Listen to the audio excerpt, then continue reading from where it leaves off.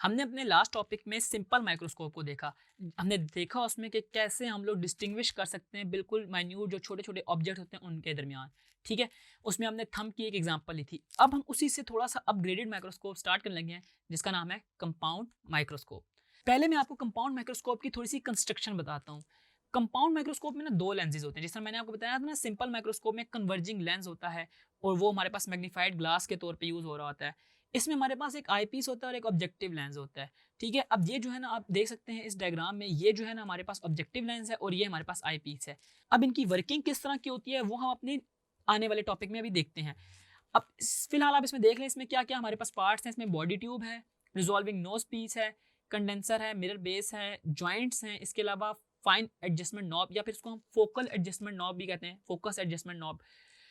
इसके अलावा जी ये इसकी हमारे पास टोटल कंस्ट्रक्शन है। अब इसमें होता क्या है कि it gives greater magnification than a single lens. वो जो अब सिंगल लेंस हमारे पास हमने सिंपल मैग्नीफाइड ग्लास पढ़ा था ना, सिंपल माइक्रोस्कोप भी इसको कहते हैं, उससे ज़्यादा मैग्निफिकेशन है, यानी कि उससे भी ज़्यादा बड़ी इमेज दिखाता है या फिर हमारे पास उससे भी छोटे ऑब्जेक्ट को डिटेक्ट कर लेता है। The objective lens has a short focal length. F not जो है हमारे पास 1 सेंटीमीटर से भी कम होगी, यानी कि जो ऑब्जेक्टिव लेंस है ना मैंने बताया ना 2 लेंस है, एक आई पीस वाला लेंस है और एक ऑब्जेक्टिव लेंस है। ऑब्जेक्टिव लेंस की जो फोकल लेंथ है वो छोटी है, जबकि हमारे पास आई पीस की जो फोकल लेंथ है ना वो बड़ी है, F not of few centimetre. मतलब कि वो 1 सेंटीमीटर से भी छोटी थी, ये कुछ सेंटीमीटर्स है, इतनी भी बड़ी नहीं लेकिन हमारे पास फ्यू सेंटीमीटर्स है।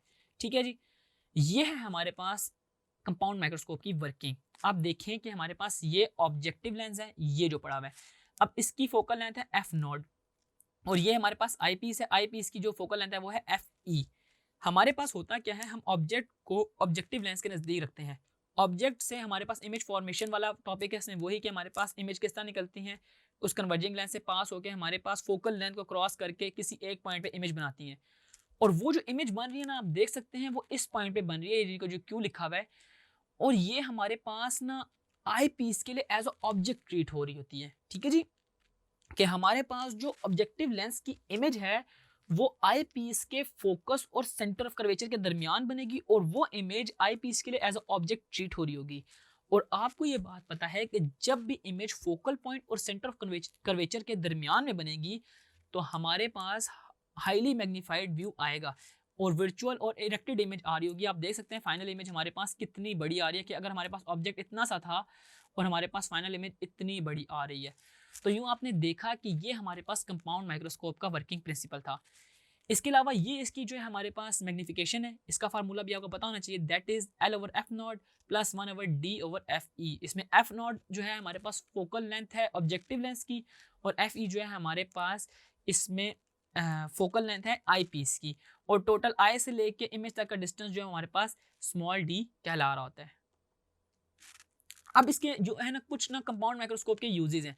वो यूजेस कहाँ कहाँ हैं कि a compound microscope is used to study bacteria and other micro objects. ठीक है जी, जब हम बायोलॉजी की फील्ड में होते हैं तो हमें बैक्टीरियाज को अगर स्टडी करना हो तो हम कंपाउंड माइक्रोस्कोप की हेल्प लेते हैं, क्योंकि हम जो आम नॉर्मल ह्यूमन आए उसके जरिए हम बैक्टीरिया वगैरह को नहीं देख सकते।